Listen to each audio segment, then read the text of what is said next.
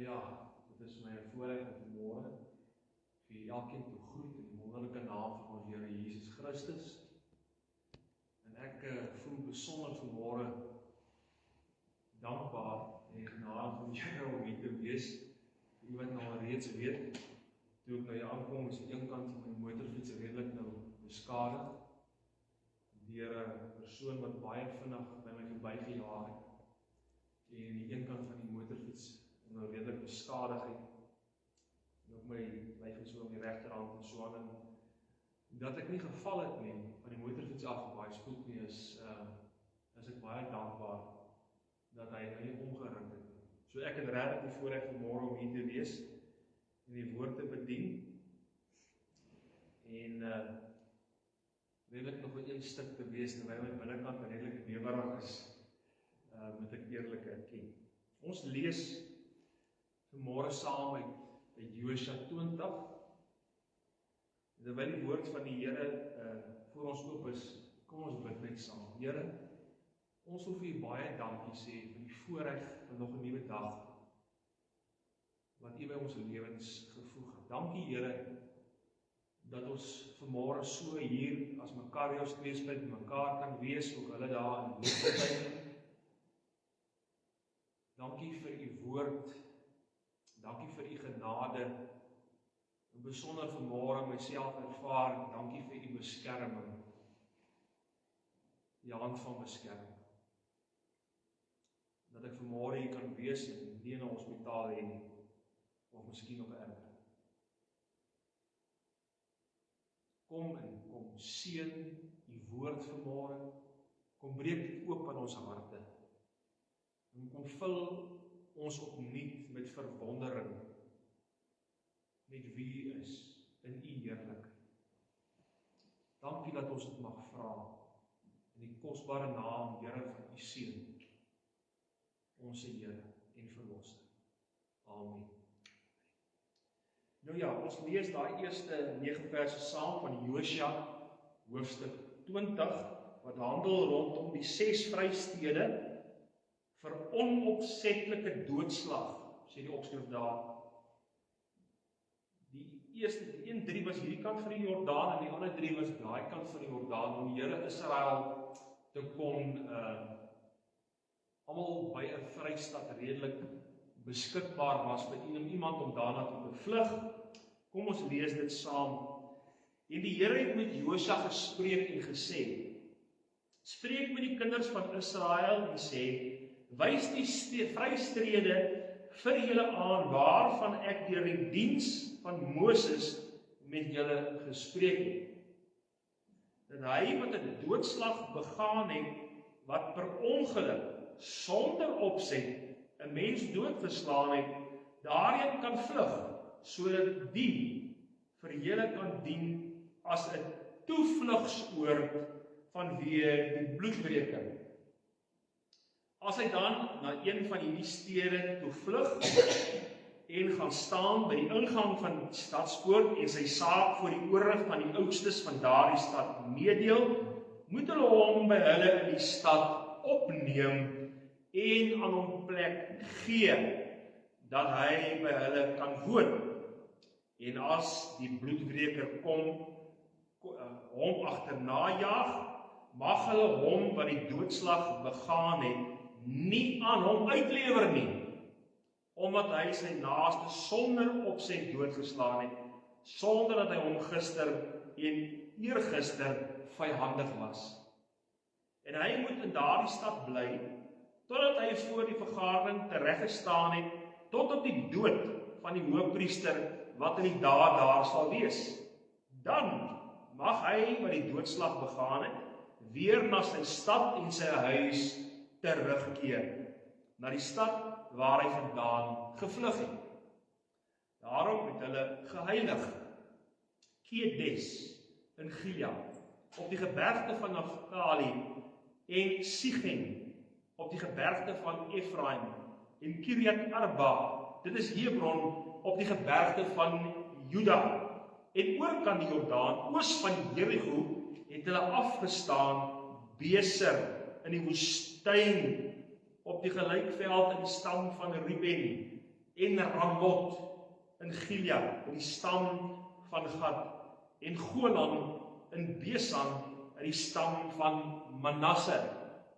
Dit is die 6 stede wat bepaal was vir al die kinders van Israel, en hoor mooi, en vir die vreemdeling wat onder hulle vertoef, sodat elkeen wat per ongeluk 'n mens doodgeslaan het, daarin sou kan vlug en nie hoef te sterf deur die hand van die bloedwreker, voordat hy voor die vergadering gestaan het nie. Tot sover die woord van die Here. Ons teks van oordenking sê dan baie duidelik daar vers 2, spreek met die kinders van Israel, wys vrystede vir julle aan, waarvan ek deur die diens van Moses met julle gespreek het. En waarom moes hulle dit aanwys? Vers 3, dat hy wat 'n doodslag begaan het, wat per ongeluk, sonder opset, 'n mens doodgeslaan het, daarin kan vlug, sodat die vir julle kan dien as 'n toevlugsoord vanweë die bloedwreker. Vriende, ons sien in die dag wat ons lewe, en in daai tyd ook, dat daar verskeie dinge gebeur. Mense tel stry op, daar vind ongelukke plaas, en nie noodwendig deur opset of beplanning nie, kan 'n mens baie kere skuldig raak daaraan, soos in hierdie tyd, dat iemand deur jou hand tot sterwe kom.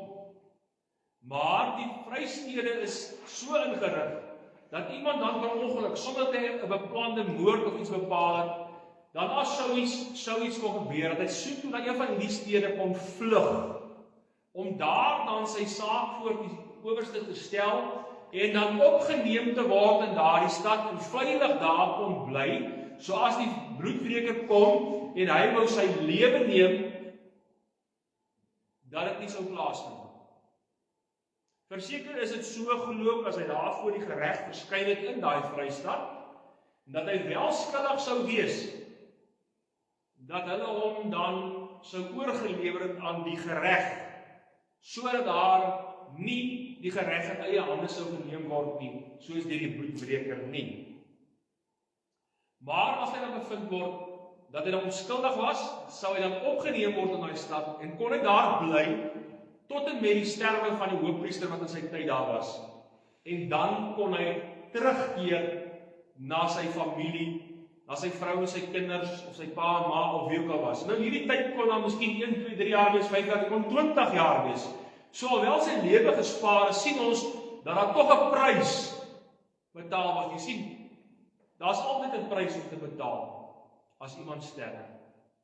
En iemand wat moedswillig moord pleeg, of die oorsaak is vir die dood van iemand, om oorlewer aan die gereg, sal hy daaraan skuldig bevind word, as daar sekere vonnisse wat opgelê word. Nou ja, die Here is bereid om te vergewe. Ja, selfs moord, die moord aan die kruis, toe hy sy sonde bely. Die Here hom vergewe, en sê, jy sal vandag saam met my in die paradys wees. Maar hy moes vooraf, as gevolg van die geregtigheid wat daar was, moes hy sekere vonnisse uitdien, en is hy dan ook ter dood veroordeel aan die kruis langs die Here Jesus. So is dit dan ook in die gereg vandag. Met alles wat gebeur, en ook in daardie tyd, kan 'n mens onskuldig wees, maar daar's tog 'n gevolg, 'n prys wat moet betaal word. Hy is dan nog nie doodgemaak in hierdie geval nie, maar hy moes dan vir 'n sekere tydperk weg van sy geliefdes, weg van sy familie, weg van sy heenkome, moes hy in daai stad bly. En ek wil nou ook, as nou kyk, wat het hierdie stede dan nou met u en my vandag as kinders van God, en met die wêreld te doen? Ons kan ons nou sien, dit was baie duidelik vir daardie tyd. Maar as ek nou hierdie vrystede met u en elkeen gaan behandel, sal jy sien dat dit elkeen 'n waarde, 'n aspek van God, en wat God is, wat die Here Jesus Christus vir ons inhou, dit uitbeeld. Jy gaan dit baie duideliker in die betekenisse van hierdie stede sien. En wat dit dan ook vir hulle beteken het, wat dit ook dan nog vandag vir u en vir my beteken. En dan verwys hy ook daar, nie net vir Israel nie, vir ons as kinders van God nie, maar ook vir die vreemdeling, ook vir hulle daar buite. Want Jesus Christus het ons nou vir almal gesterf. En die Here Jesus is nou nog beskikbaar in hierdie wêreld, nie net vir ons as Christen nie, maar hy is beskikbaar vir alle volke, tale en mense. Het hy lief het hy voor gesterf en wil hy graag in hulle lewens wees en wil hy graag hulle lewens verander. Ons kyk na die eerste stad wat hier genoem word, is die stad Kedes. Die woordjie Kedes vertaal word uit die oorspronklike taal, beteken heilig. Heilig. Jy sal sien al die stede is ook op hoog geplaaste plekke. Hulle was omvorder hoër mure, dit het beskerming gebied. Dit was verwyder uit die normale omstandighede. Die stede was anders as ander stede. Dit was 'n plek van veilige bewaring. En hierdie stad beteken Kedes heilig. En dit verwys na wie die persoon Jesus Christus, die heilige van heiliges, in Lukas 1 vers 35. En die engel antwoord en sê vir haar, die Heilige Gees sal jou oorskadu kom, en die krag van die Allerhoogste sal jou oorskadu. Daarom sal die heilige wat gebore word, die seun van God genoem word. Heilig, van geboorte af, Handelinge 4 vers 27, want waarlik, Herodias, Pontius Pilatus, het saam met die heidene en die volke van Israel vergader om teen die heilige kind, die gesalfde te staan. Ou Testamenties, kom Levitikus 20 vers 7, toon dat julle heilig is en wees heilig, want ek is die Here julle God. Nuwe Testamenties kom sluit 1 Petrus 1:16 aan, met hoe ons lewens moet wees. Wees heilig, want ek is heilig. So ja, hierdie stede was daar, dat hierdie man kon wegvlug om nie te sterf nie. Maar hy is nie net opgeneem in hierdie stad, wat die naam dan heilig beteken. Hy is nie opgeneem en dan moes hy maar daar op sy eie plaas kom en hy moes maar kyk of hy ergens kos en klere en 'n blyplek kry. Nee, daai stad se geestelike leiers moes 'n pad met hierdie man stap. Of met hierdie vrou of wie ook al. Om hom te lei op die spore van geregtigheid, om daardie persoon te lei in die vrese. En as priester in die priesterdom en al die geskrifgeleerdes of wie ook al die geestelike leiers in daai stad was, moes hierdie persoon dan begelei het in die vrese van die Here. Sodat die persoon dan sy lewe kon verander en kon inrig om heilig voor God te kon lewe in daai stad. Om 'n heilige, godvreesende lewe te kon leef in daai stad. Vir daai tydperk wat hy daar sou vertoef. So duidelik sien ons, hierdie stad, die heilige stad Kedes, nie daar om sy lewe te red nie, maar ook in hom in te bou, om heilig voor God te lewe. Dit gaan nie oor 'n lewensstandaard, 'n lewe wat verander, terwyl hy daar is, verseker dan wanneer hy dan daar vir haar weggaan, om daai heilige godvreesende lewe dan te gaan uitleef daar by sy gesin, te gaan uitleef daar van waar hy kom. Die wêreld kan sien hy verander. Maar die tweede stad wat ons hier sien, na Kedes die heilige stad, sien ons dan Sichem. Sichem beteken letterlik skouer. Skouer. En dit praat hier van die almag, die mag van God. Die skouer, as 'n mens die skouer onder iemand instoot, dan kan jy met krag voortbeer. Ons dink maar so, kyk, toe gister die rugby. Hoe word die krag van daai rugby-skrap uitgeoefen? Deur die skouers wat vorentoe beer. Nou hierdie stad Sichem, skouer praat van die krag, die almag van God. Ons vat dit na die Nuwe Testament, Lukas 15 vers 4. Watter man onder julle wat 100 skape het en die een wat verlore gaan, laat nie die 99 in die woestyn staan en gaan agter die een aan wat verlore is, tot hy dit kry.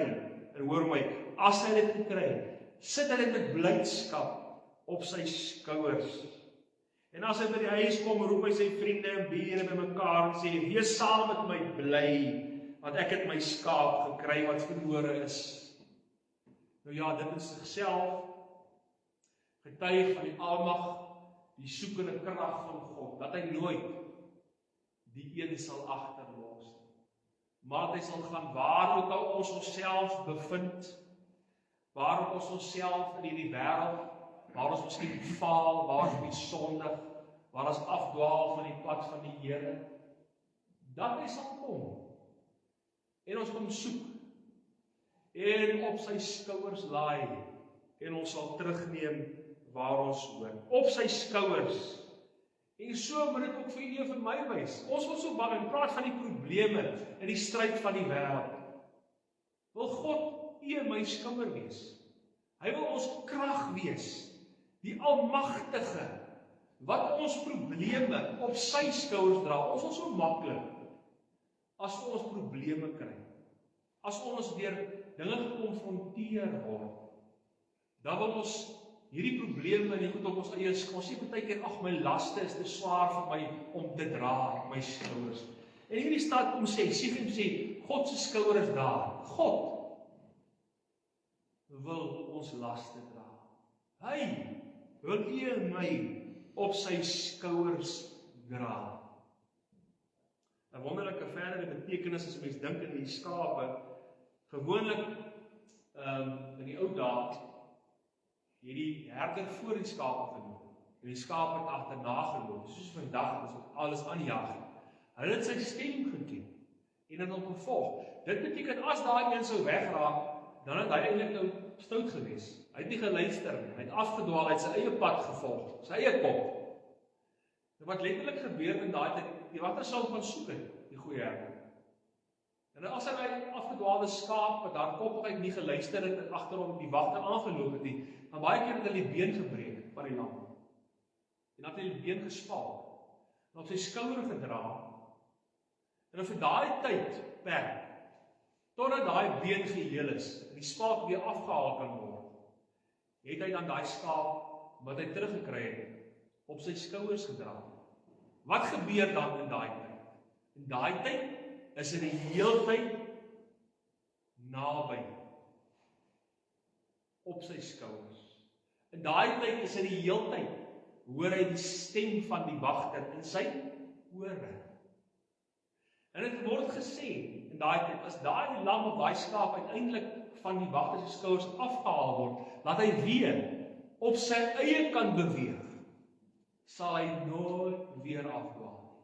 Want hy wil naby die herder wees. Hy ken nou die herder se stem. En vriende, so baie kere in hierdie stryd, in die ontberings en die hartseer van die lewe, moet ons toelaat dat die Here ons ook, as ons, ek wil amper sê, afbeen is, of uitpootjie is deur die wêreld se hartseer en pyne, toelaat, jouself te dra. Laat die Here jou Jesus jou op sy skouers dra. Dit gaan lei tot genesing, maar dit gaan ook lei tot 'n meer intieme verhouding met die Here, om sy stem te leer ken. Siegem, die skouer van die Here. Maar ten derde stad sien ons dan hier Kirjat Arba, ook Hebron genoem, beteken letterlik gemeenskap. Gemeenskap. Die gelowige se voorreg om in gemeenskap met God te staan en ook met ander. In 1 Johannes 1 vers 3 lees ons, want ons sien en gehoor het, verkondig ons aan julle, sodat julle gemeenskap met ons kan hê. En ons gemeenskap is met die Vader en met die Seun, Jesus Christus. Hoor wat sê 1 Korintiërs 1 vers 9, God is getrou, deur wie julle geroep is tot die gemeenskap met sy Seun Jesus Christus, ons Here. Dis juis in hierdie stad dat hierdie persoon na toe vlug, vrees vir sy lewe en vir die dood, weg van vriende, weg van familie af.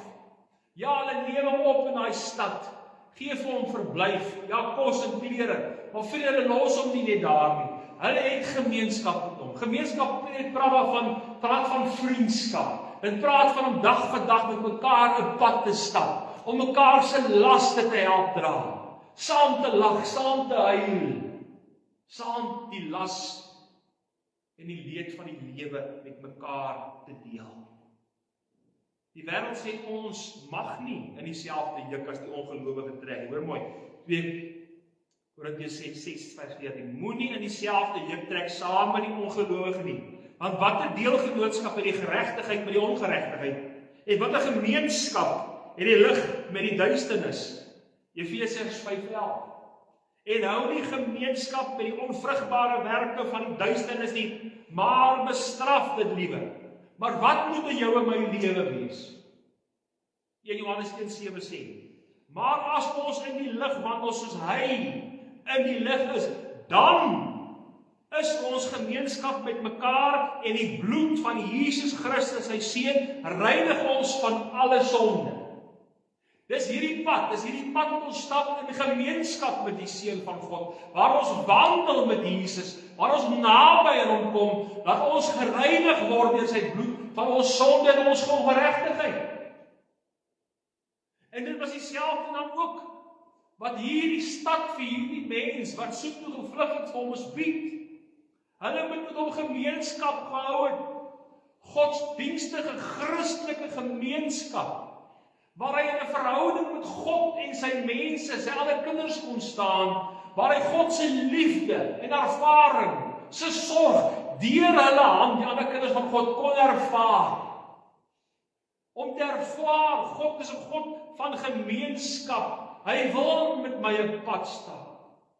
Hy laat my nie wees agter nie, en so is dit ook vir u en vir my vriende, dat God wil hê dat hy ons hekel moet wees. Dat ons na hom sal vlug om in gemeenskap met hom te staan in hierdie lig. Weet ek dink onmiddellik aan Moses toe hy daar in die tent van samekoms ingegaan het om daar van aangesig tot aangesig met God te ontmoet soos 'n vriend, sê die Bybel. As hy daar uitgekom het sy aangesig geskyn soos 'n lig, dat hulle bang geword het, volk, hulle het hom toegegooi. Die mense nou op ons aansien, hulle het bang geword. Want die heerlikheid van God se lig het afgeskuur, het ons sê afgevryf op Moses, as ek dit so baie eenvoudig kan uitdruk. En is in hierdie, as ons in die lig van God wandel soos wat hy lig is, dat sy lig in en deur my lewe sal skyn na my. En so was dit vir hierdie mense. Hy het so toe gevlug, nie net om daar die dood gemaak te word, maar daar juis dat daar die kinders van die Here met hom 'n pad van gemeenskap gestaan het en hom voorgestel het aan die een wat die ligdraer van gemeenskap is, die Here ons God. Sodat hy dan ook, as hy weer uitgaan in die wêreld en teruggaan, dat hy die gemeenskap van die Here kon gaan deel met hulle daar buitekant.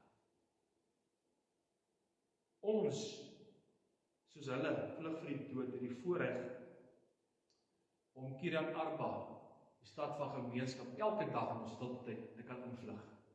Om elke dag gemeenskap met die Here te mag hê. Wat 'n voorreg. Nou, ons sing so baie keer om te wees soos Jesus, en baie keer sê ons, ek wil graag wees soos hy. En nou wonder ek baie keer as die wêreld na ons kyk, sien hulle regtig Jesus in ons raak. Want as ek nou hierdie gedeelte reg verstaan, as ons so 'n gemeenskap is met hom, dan moet dit ons uitwerking hê in u en my lewe. Dan moet dit ons na vore kom. Dit wat in daai verhouding tussen my en die Here gebeur. Die vierde stad is die stad Besek. Besek beteken veilige vesting. Veilige vesting. Dit is die gelowiges se deel. Om uit hierdie wêreld geneem te word en 'n plek van veiligheid te kan beklee in die Here Jesus. Ek lees in 1 Petrus 1 vers 3.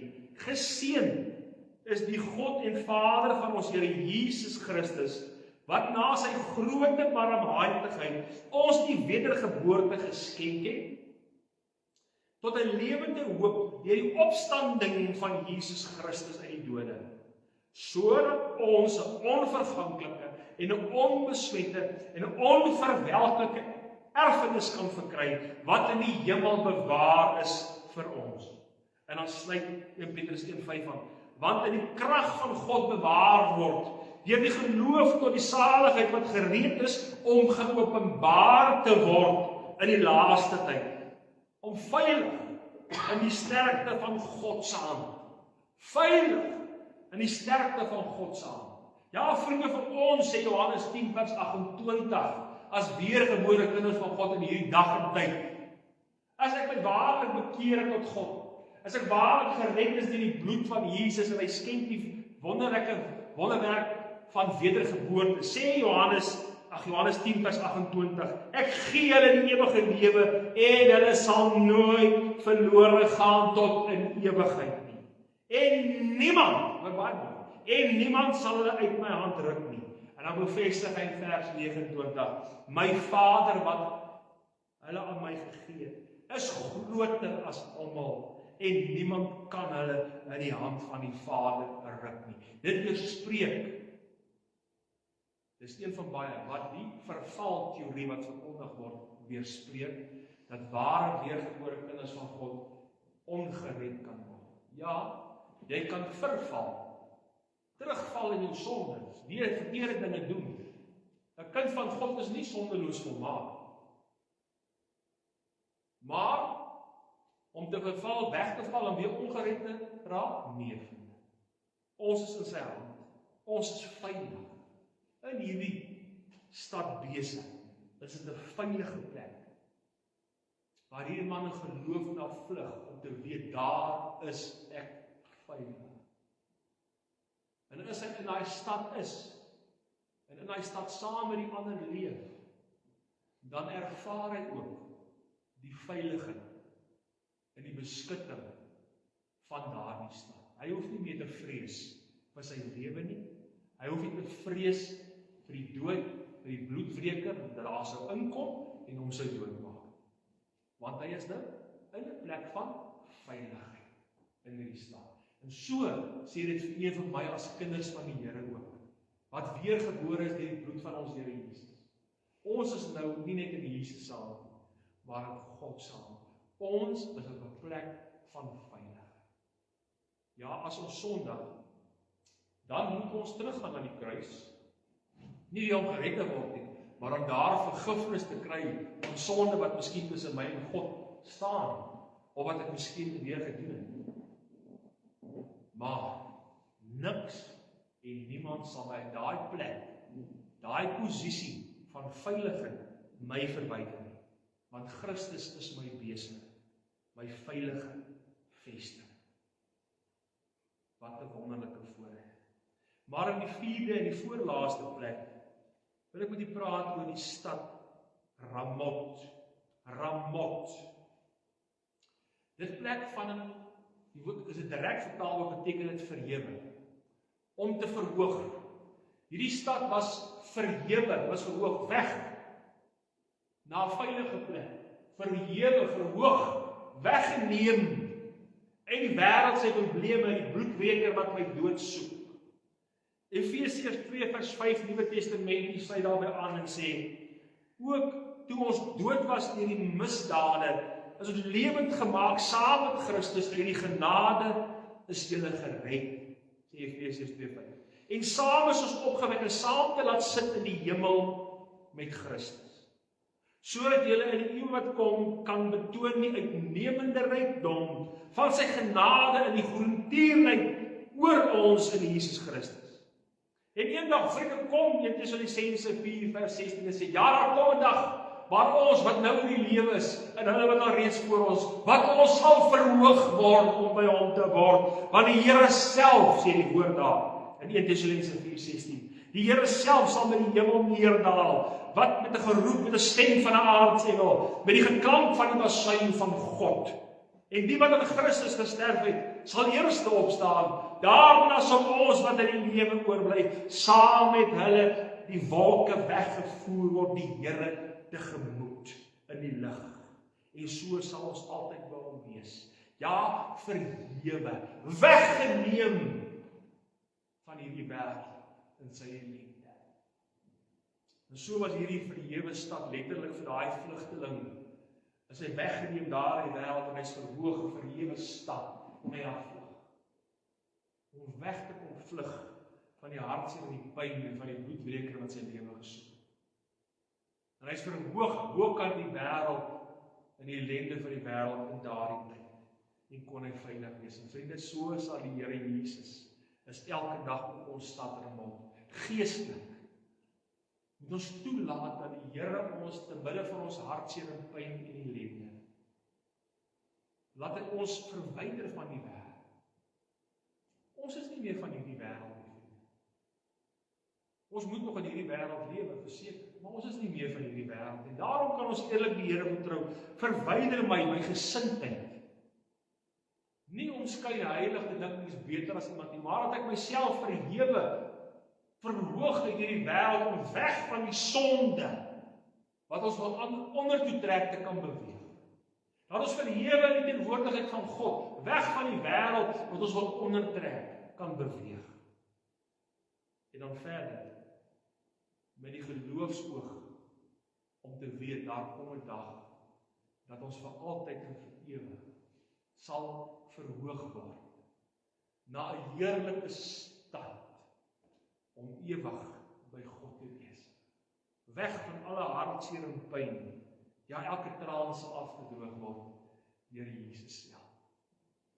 Dis wat hierdie stad vir hulle beteken, en so beteken Ramat nog steeds hierdie gelowiges se plek van verhewenheid waarna toe ons kan vlug in die teenwoordigheid van ons Here Jesus. 'n veilige beskutting. Ek wil afsluit met die 6de stad, die stad Golan. Golan. Wat beteken hierdie stad in die oorspronklike taal?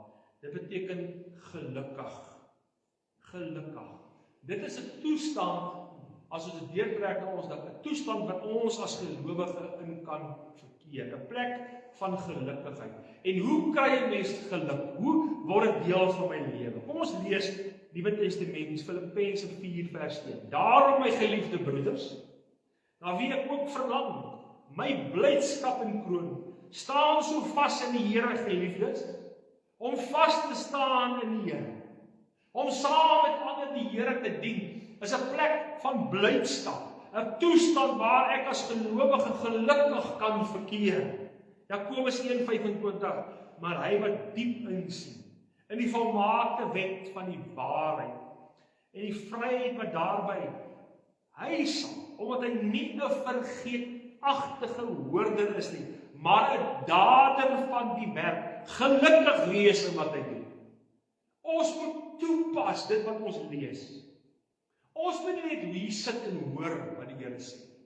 Ons moet nie die Bybel lees en hoor hoe die Here met ons praat nie, maar ons moet gaan en ons moet daders word. Ons moet doen dit wat vir ons aangebied word.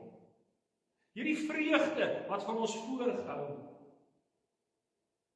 sodat ons gelukkig kan lewe. Sodat ons gelukkig kan wees. Dit is die gelowiges se plek. Dis die toestand waar God ons wil hê. Johannes 14 vers 27.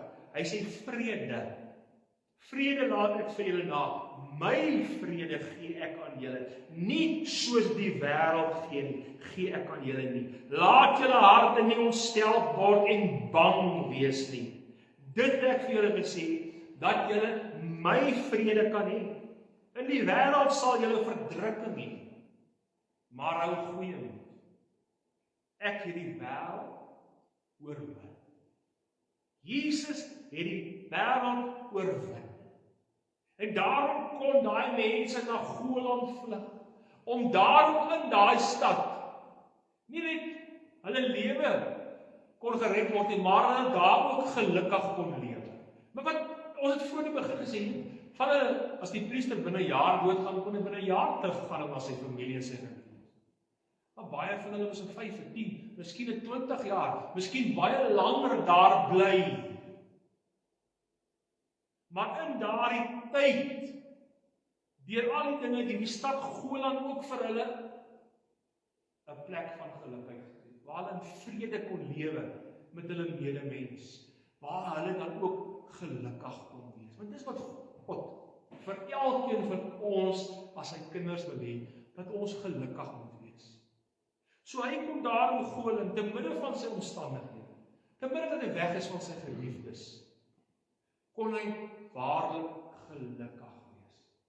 En so kom die Here Jesus ook dan vir ons aan en sê, my kind, ek wil jou Golan wees, ook te midde van ons omstandighede, van hartseer en pyn en siekte en krankheid. God wil hê ons moet gelukkig wees, om gelukkig te lewe in die vrede en die vryheid van ons Here Jesus. Vriende, hierdie stede bied nie net vir hierdie mense gebied die verskil tussen lewe en dood nie, maar dat hulle vir hulle ook die volheid van God se genade aan hulle kom bewys. En so kom dit vanmôre nog steeds. Maar God nie net vir ons die verskil as ons vlug na die kruis van Jesus, né? En ons daar gered word van 'n sekere dood. Kom bied hy vir ons meer as dit, om gered te word van die dood van die hel. Hy kom bied vir ons die hemelse heerlikheid, maar saam met dit wil hy met gemeenskap met ons wees. Wil hy 'n pad met ons stap. Wil hy ons moet gelukkig wees met vrede in die hart. Waar ons in sy teenwoordigheid kan inkom om heilig en rein te lewe, om soos hy te word. Waarlik in hierdie wêreld met geluk te lewe. As die wêreld na ons kyk en sê, weet jy wat? Ek kan nie verstaan hoe daai man en vrou kan glimlag nie. Ek kan nie verstaan hoe hulle nog kan lag nie, want ek ken hulle omstandighede. Ek ken hulle hartseer. Ek ken hulle pyn. Maar hulle tevrede, wat alle menslike verstand verhoog. Hulle is gelukkig, want hulle geluk vind hulle nie in hulle omstandighede nie. Hulle vind hulle geluk in God, in hulle verhouding tot God. Dis waarvan hierdie vrystede spreek. Mag hulle ook vandag, gaan lees weer daai stede, gaan pas dit toe op die eie lewe, maar meer nog, wat moes daai mense doen? Hulle moes dit wat hulle daai tyd wat hulle daar in daai stad mee toegerus is, moes hulle kom neem, en terugneem na van waar hulle kom die huis waar hulle was. Heel moontlik nie baie goeie, gunstige, miskien omstandighede nie. En kon die familie wat hulle dan terug ontvang, waarlik sien, maar hier het 'n verskil gekom. Hierdie man, hierdie vrou wat weg is vir soveel jare, daar het 'n verskil gekom. Hulle is anders. En dis hoekom ons ook elke dag na hierdie vrystede, na Jesus toe moet vra. Want God wil ons anders maak. Sodat ons vir die wêreld daar buitekant anders kan wees. Sodat hulle Jesus kan sien. Mag die Here ons help, dat hierdie vrystede ons daartoe sal lei, dat ons in sy vryheid sal leef. Amen. Here, ek wil vir baie dankie sê. En net soos vir hierdie mense in die Ou Testament, dat hierdie stede plek van veiligheid was, en alles wat dit gebied het, soos net kyk na wat die naam beteken, dat dit nog vandag toe, is hierdie 6 vrystede nog steeds vir ons 'n waarheid in dit, wat ons na U toe kan vlug, want U is ons vrystad in hierdie wêreld. Gee dat ons dit sal uitkoop die tyd, om te vlug in U teenwoordigheid, weg uit hierdie wêreld, en dit wat ons lewe soek, en ons ondergang. Maar laat ons in U heilige teenwoordigheid, in rein en heiligheid sal lewe, en laat ons sal toeneem, en laat ons U beelddraers sal wees, sodat ons wegbeweeg van U, terug in die wêreld in, dat ons, Here Jesus Christus, vir hulle sal wees. Dankie vir die voorreg om vanmôre weer eens hier te mag wees. Dankie vir U seën. Dankie vir U bewaring. In Jesus se naam. Amen.